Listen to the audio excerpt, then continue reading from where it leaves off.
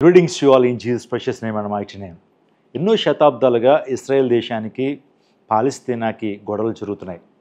అరబ్బులకి అదేవిధంగా యూదులకి ఎంతో కాలం నుంచి వైరుధ్యం ఉంది, శత్రుత్వం ఉంది. అసలు ఎందుకు ఈ శత్రుత్వం, ఎందుకు ఈ వైరుధ్యం అని ఆలోచన చేస్తే ఈ యొక్క ప్రత్యేకమైన శీర్షికలో అసలు ఇశ్రాయేలీలకి అరబ్బులకి మధ్య గొడవలు ఏంటి, ఇశ్రాయేలీలకి అదేవిధంగా పాలస్తీనాకి మధ్య గొడవలు ఏంటి, యుద్ధ వాతావరణం ఎందుకు తలెత్తిందో ఈ వీడియోలో మీతో మాట్లాడడానికి ఇష్టపడుతున్నాను.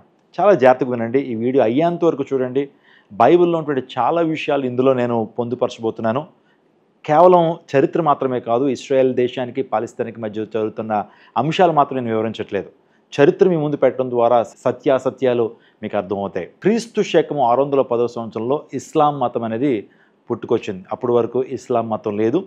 ఎప్పుడైతే ఇస్లాం మతం పుట్టుకొచ్చిందో ఇశ్రాయేల్ అందరినీ కూడా ఆ దేశం తరిమేసినట్లుగా మన చరిత్రలో మనం ఆధారాలు చూస్తాం. ఆ తర్వాత వివిధ దేశాల్లో తలదాచుకోవడానికి ఇశ్రాయేల్ వెళ్ళిపోయినప్పుడు నిజంగా భయంకరమైన రీతిలో వారు శ్రమను అనుభవించారండి. అదే టైంలో హిట్లర్ అనేటువంటి ఒక జాతి దురహంకారి ఏం చేశారంటే ఇశ్రాయేల్ అందరినీ కూడా, యూరోప్లో ఉండే ఇశ్రాయేల్ అందరినీ కూడా ఒక చోట చేర్చి, జర్మనీ అనే ప్రాంతంలో వారందరినీ కూడా చేర్చి వారందరినీ గ్యాస్ ఛాంబర్లో వేసి చంపినట్లుగా, 60 లక్షల మంది యూదులను చంపినట్లుగా చరిత్రలో ఆధారాలు ఉన్నాయి. స్వదేశానికి వస్తున్నప్పుడు అప్పుడు పాలస్తీనా వారి దేశాన్ని పరిపాలన చేస్తున్నారు. వారు కూడా వీరిని చంపేశారు, చాలామందిని హతమార్చారు. అయినా సరే ఇశ్రాయేల్ దేశం నిజంగా ఎంతో ధైర్యంతో దేవుని సహాయంతో మరలా పుంజుకొని స్వతంత్ర దేశాన్ని వారు పొందుకోవడం జరిగింది. మే 14, 1948 1948 మే 14న ఇన్ని కష్టాలు, ఇన్ని ఒడిదుడుకుల మధ్య ఇశ్రాయేల్ దేశం ఒక రాజ్యంగా ఏర్పడింది. ప్రపంచాన్ని శాసించేటువంటి దేశంగా, ప్రపంచంలో అగ్రరాజ్యాన్ని కూడా శాసించేటువంటి మహోన్నతమైన శక్తివంతమైనటువంటి ఒక రాజ్యంగా వెలసిల్లింది. వివరాల్లోకి వెళ్తే ఇశ్రాయేల్ దేశానికి ఉన్నటువంటి శక్తి ఏంటి, ఇశ్రాయేల్ దేశం అంత గొప్ప రాజ్యంగా మార్చబడడానికి కారణాలు ఏంటో మన చరిత్రను ఒక్కసారి ఆలోచించాలి. ఇశ్రాయేల్ దేశం, పాలస్తీనా దేశాలు రెండు వేరువేరుగా ఉండేవి ఒకప్పుడు. నిజంగా జుడాయిజం గురించి ఆలోచన చేస్తున్నారు. బైబిల్ గ్రంథంలో యూదా చరిత్ర గురించి, యూదుల గురించి మనం చూస్తుంటాం. ఆది పితరుడైనటువంటి యాకోబు ఇశ్రాయేల్గా మార్చబడ్డాడు. యాకోబు అనేటువంటి వ్యక్తి ఇస్సాకు కుమారుడు. ఆ వ్యక్తి ఆ పెనూయేలు దగ్గర దేవునితో పోరాడాడు. రాత్రంతా కూడా తెల్లవారుజాము వరకు యాకోబు దేవునితో పెనుగులాడినట్లుగా మనం చూస్తున్నాం. పెనుగులాట అంటే అర్థం ఏంటి? ప్రార్థనలో పెనుగులాట, ప్రార్థనలో పోరాటం. దేవునితో పోరాడి గెలిచాడు. అక్కడ దేవాది దేవుడు, యెహోవా దేవుడు యాకోబును ఆశీర్వదించాడు. ఇక నుంచి నీ పేరు యాకోబు అని పిలువబడదయ్యా, ఇక నుంచి నీ పేరు ఇశ్రాయేలు అని పిలువబడుతుంది. ఇశ్రాయేల్ అనే మాటకు అర్థం అంటే పోరాడి గెలిచిన వాడని అర్థం. సో అక్కడి నుంచి ఇజ్రాయెల్ దేశం ఫామ్ అవటం, ఆ తర్వాత ఇశ్రాయేల్ ప్రజలు 430 సంవత్సరాలు ఫరో బానిసతలు ఉండటం, నిజంగా దేవాదుడు అనేకమైన గొప్ప కార్యాలు వారి పట్ల జరిగించాడు. సో ఒక సందర్భంలో వారు ఐగుప్తు దేశం నుంచి బయటకు వస్తున్నప్పుడు ఎర్ర సముద్రం అట్టు వచ్చినప్పుడు ఎర్ర సముద్రం 2 పాలుగా చేశాడు దేవాదేవుడు. 6 నెలలను వారిని నడిపించాడు. పగలు మేఘస్తంభాన్ని, రాత్రి అగ్నిస్తంభాన్ని వేశాడు. మారా జనమును మధురంగా చేశాడు. మన్నాను కురిపించాడు. అనేకమైన కార్యాలు దేవుడు జరిగించి ఎట్టకేలకు యెహోషువ నాయకత్వంలో వారు కనాను దేశానికి, ఇజ్రాయెల్ దేశం, ప్రస్తుతం పిలువబడుతున్న ఇజ్రాయెల్ దేశానికి దేవుడిని నడిపించాడు. సో ఇలా నడిపించబడిన తర్వాత జుడాయిజము ఆ చుట్టుపక్కల ఉన్నటువంటి ప్రాంతాలకు కూడా బాగా వ్యాపించింది. నిజంగా అనేక మంది యెహోవా దేవుడిని నమ్ముకోవడం ప్రారంభించారు, దేవుని శక్తిని వారు అనుభవించడం ప్రారంభించారు. కానీ క్రీస్తు శకం 610వ సంవత్సరంలో ఇస్లాం మతం అనేటువంటి పుట్టుకొచ్చింది. మహమ్మద్ ప్రవక్త మక్కాలో పుట్టిన తర్వాత ఇస్లాం మతాన్ని అనేక ప్రాంతాలకి వ్యాపింపజేశారు. నిజంగా తక్కువ కాలంలో శరవేగంతోనే ప్రపంచం అంతా కూడా ఇస్లాం మతం అనేది వ్యాప్తి చెందడం జరిగింది. వారి ఉద్దేశం ఏంటంటే ఇస్లాం మత స్థాపకులు కానివ్వండి, ఇక రాజులు కానివ్వండి, సో వీరందరినీ కూడా ఇస్లాం మతంలో మనం మారిస్తే కనుక వీరు మనపై తిరుగుబాటు చేయరు అని చెప్పి బలవంతంగా వారిని ఇస్లాం మతంలోకి మార్చినట్లుగా చరిత్రలో కొన్ని ఆధారాలు ఉన్నాయి. ఇస్లాం మతము బాగా అనేక మంది ప్రభావితం చేస్తుంది, కానీ ఇశ్రాయేల్ దేశాన్ని మాత్రం ప్రభావితం చేయలేకపోయింది. ఏ యూదుడిని కూడా ఇస్లాం మతంలోకి వారు మార్చలేకపోయారు. యూదులు చాలా నిష్ట కలిగినటువంటి వారండి. యూదులు తమ దైవం పట్ల చాలా నిష్ట కలిగి ఉంటారు. దేవుని మార్చరు, ఒకే దేవుణ్ణి ఆరాధించేటువంటి గొప్ప సంస్కృతి యూదా జాతిది. యూదా జాతిలో ఉన్న ప్రతి వ్యక్తి కూడా దేవుని పట్ల ఎంతో భయభక్తులు కలిగి వారు జీవిస్తారు. 1900 సంవత్సరాల్లో ఒటమాన్ అనేటువంటి ఆ యొక్క సర్దారులు కావచ్చు, వీళ్ళందరూ కూడా 70% యూదులందరినీ కూడా ఇబ్బంది పెట్టి ఆ దేశం నుంచి వారిని తరిమేశారండి. వీళ్ళు ప్రాణాన్ని అరచేతిలో పెట్టుకుని అనేక దేశాలకు వెళ్ళిపోయారు. 25% జనాభా మాత్రమే ఇస్రాయేల్ దేశంలో ఉన్నారు. వారిని కూడా ఇబ్బంది పెట్టారండి. వారిని చిత్రహింసలు చేస్తూ ఉన్నారు. ఆ టైంలో ఇస్రాయేల్ అందరూ కూడా చెదిరిపోయారు. ఆ తర్వాత మనం ఆలోచన చేస్తే 1914 సంవత్సరంలో మొదటి ప్రపంచ యుద్ధం వచ్చిందండి. మొదటి ప్రపంచ యుద్ధంలో జరిగినటువంటి సంఘటన ఏంటంటే పాలస్తీనా, ఆ తర్వాత ఇంకా కొన్ని ఇస్లాం దేశాలు, అరబ్ దేశాలన్నీ కూడా ఒక కూటమిగా ఏర్పడితే, ఆ తర్వాత బ్రిటను, ఆ తర్వాత యూరప్ దేశాలు ఇవన్నీ కూడా ఒక కూటమిగా ఏర్పడ్డాయి. బ్రిటిష్కిని పాలస్తీనా మధ్య యుద్ధం ప్రారంభించబడింది. మొదటి ప్రపంచ యుద్ధ కాలంలో జరిగింది. ఆ టైంలో ఇస్రాయేల్ అందరూ కూడా అనుకున్నారు, బ్రిటన్ మొదటి ప్రపంచ యుద్ధ కాలంలో కొంతమంది అరబ్ దేశాలతో అంతర్గత ఒప్పందం చేసుకున్నారండి. ఎందుకంటే ఈ యొక్క ఒట్టమాన్ సుల్తాన్లు ఆ యొక్క భయంకరమైన నిరంకుశక్తి పాలన నుంచి మీరు విడుదల పొందాలంటే మీరు మాకు సహాయం చేయండి, మేము విజయం సాధిస్తే ఖచ్చితంగా మీకు స్వతంత్ర రాజ్యాన్ని ప్రకటిస్తామన్నప్పుడు వారు సహాయం చేశారు. అరబ్ దేశాలు ఉన్నాయి, కొన్ని ఇస్లాం దేశాలు ఉన్నాయి. ఎట్టకేలకు మొదటి ప్రపంచ యుద్ధం ముగించబడింది. బ్రిటన్ వీరోచితంగా పోరాటం చేశారు. బ్రిటన్ అద్భుతమైన రీతిలో విజయం సాధించారు. విజయం సాధించిన తర్వాత అరబ్ దేశాలకి స్వతంత్ర రాజ్యాన్ని ప్రకటించారు, కానీ ఇస్రాయేల్ దేశానికి స్వతంత్ర రాజ్యాన్ని ప్రకటించలేకపోయారు. ఇజ్రాయెల్ చాలా డిసప్పాయింట్ అయ్యారండి. వివిధ ముస్లిం దేశాలకి స్వాతంత్రాన్ని ఇవ్వగలిగారు, కానీ ఇస్రాయెల్ దేశానికి ఇవ్వలేకపోయారండి. చాలా డిసప్పాయింట్ అయ్యారు. మొదటి ప్రపంచ యుద్ధం తర్వాత మాకు స్వతంత్ర రాజ్యం వస్తుందని భావించినటువంటి ఇస్రాయేలీలు చాలా డిసప్పాయింట్ అయ్యారు. ఇంకొక ముఖ్య కారణం ఏంటంటే ఇస్లాం దేశాలు భావించాయి, ఒకవేళ ఇస్రాయేల్కే స్వతంత్ర రాజ్యం ప్రకటించబడితే ఇస్రాయేల్ దేశానికి చెదిరిపోయిన యూదులు అందరూ మరలా తిరిగి వస్తారు. వారి స్వతంత్ర రాజ్యం ఏర్పడితే పాలస్తీనా మళ్ళా ముక్కలవుతుంది, మళ్ళీ ఇస్రాయేలీలు యూదులు పాలస్తీనాన్ని ఆక్యుపై చేసుకుంటారని అవకాశం బ్రిటిష్ వారికి కూడా ఇవ్వలేదు. బ్రిటిష్ వారికి నూరు పోశారు, ఇస్రాయేల్ దేశానికి స్వతంత్రాన్ని ఇస్తే ఇది ముక్కలవటం ఖాయం అనేటువంటి ఆ భయాన్ని బ్రిటిష్ వారికి ఇచ్చినప్పుడు బ్రిటిష్ వారు స్వతంత్రాన్ని ఇవ్వలేకపోయారు. బ్రిటిష్ వారు ఏం చేశారంటే బ్రిటన్, ఆ తర్వాత పాలస్తీనా రెండూ కలిపి ఆ దేశాన్ని పరిపాలన చేయటం మొదలుపెట్టారు. ఇస్రాయేల్ సొంత రాజ్యం కావాలని పట్టుపట్టారు. నిత్యము గొడవలు జరుగుతుండే. ఇస్రాయేల్ దేశం పాలస్తీనా మీద గొడవలు చేస్తుండేటువంటి వారు, ఎన్నో మారణ హోమాలు జరుగుతుండేటువంటి, కానీ బ్రిటన్ నుంచి స్వతంత్రం వస్తుండేటువంటిది కాదు. 1939 సంవత్సరంలో రెండో ప్రపంచ యుద్ధం ప్రారంభించబడింది. ఆ రెండో ప్రపంచ యుద్ధంలో హిట్లర్ అనేటువంటి వ్యక్తి మనకు తెలుసు. హిట్లర్ యూదులను బాగా ద్వేషించేటువంటి వాడు.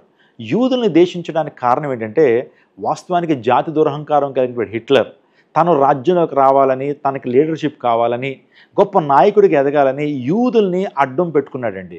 అతను ఏమంటాడంటే, నా తల్లి చచ్చిపోవడానికి జూయిష్ డాక్టర్ కారణము, నా ప్రభుని యేసుక్రీస్తు ప్రభువుని చంపింది యూదులే, అందుని బట్టి యూదుల మీద నేను కక్ష సాధిస్తాను, యూదుల్ని చంపేస్తానని యూదుల్ని భయంకరమైన రీతిలో హతమార్చాడండి.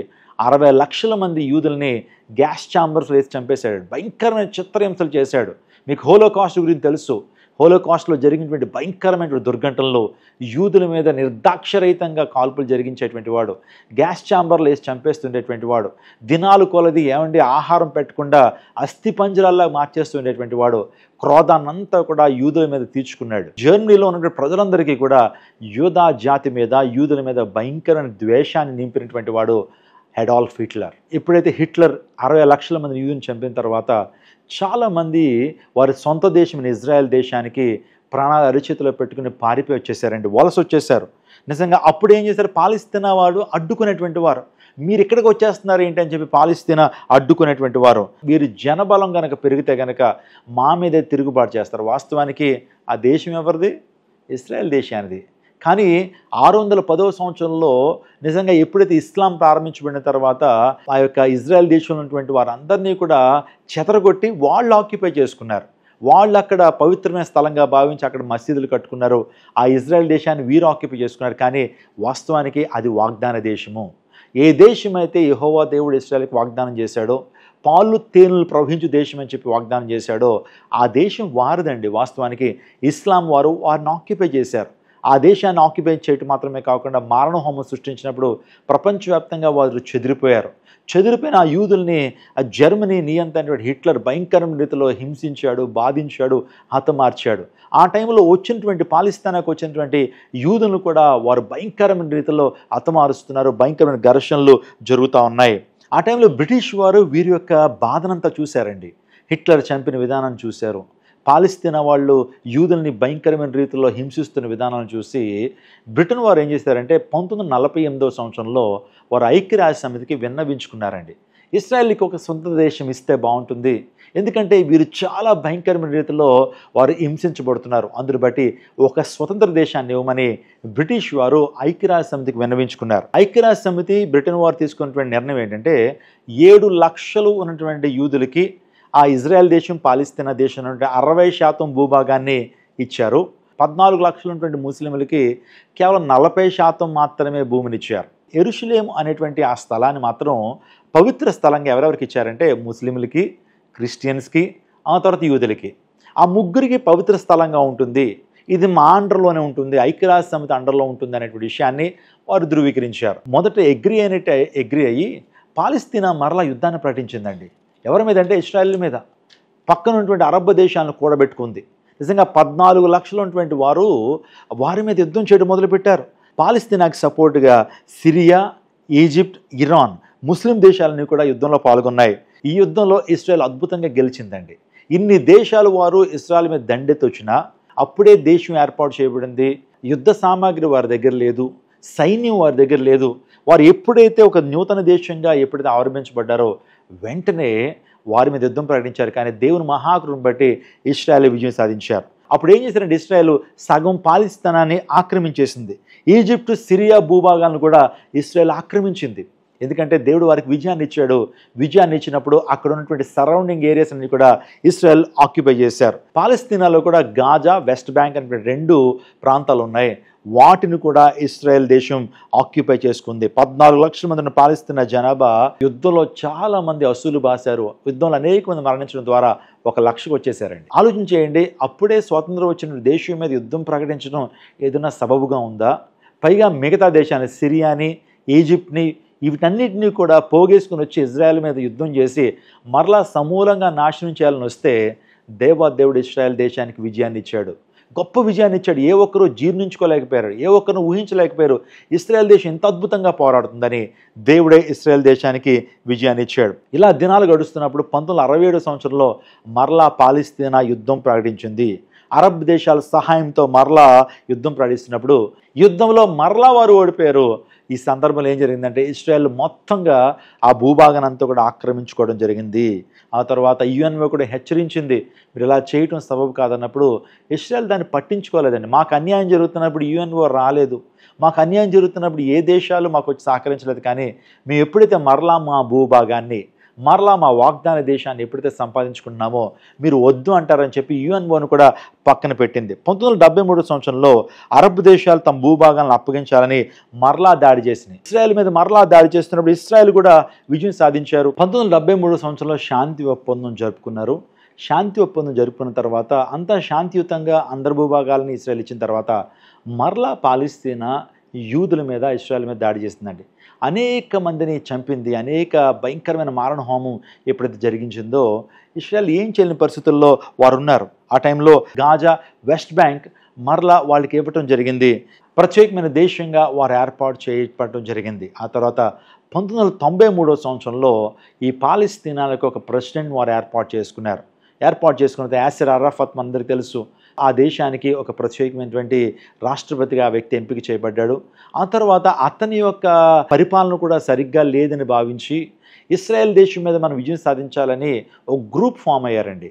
10 మంది గ్రూప్ ఫామ్ అయ్యి యూదుల్ని ప్రపంచంలో ఉంచడానికి వీల్లేదు, ఇజ్రాయెల్ దేశాన్ని ప్రపంచ పట్టణం తీసేయాలని చెప్పి ఒక గ్రూప్ ఫామ్ అయ్యారు. ఆ గ్రూప్ అనేక మందిలో చెడు బీజాలు నాటి అనేక మందిలో ఈ యొక్క భయంకరమైనటువంటి యాంటీ సెమిటిజం అనేటువంటి ఆ యొక్క సిద్ధాంతాలు నాటి ఆ గ్రూప్ కాస్త హమాస్ గ్రూప్గా మార్చబడి ఇజ్రాయెల్కి ఎంతగానో ప్రతి దినము కూడా యుద్ధం చేయటం, ప్రతిరోజు కూడా ఇజ్రాయెల్ నాశనం చేయాలని ఎన్నో తీర్మానాలు, అనేక మంది ప్రజలకు వ్యతిరేకంగా భయంకరమైన కార్యాలు చేయటం, ఇజ్రాయెల్కి వ్యతిరేకంగా కార్యాలు చేయటం, ఇజ్రాయెల్ని మేము మట్టు కరిపించేస్తాం, ఇజ్రాయెల్ని ప్రపంచ పట్టణంలోంచి తీసేస్తామని హమాస్ చాలా భయంకరమైన రీతిలో ముందుకొచ్చింది.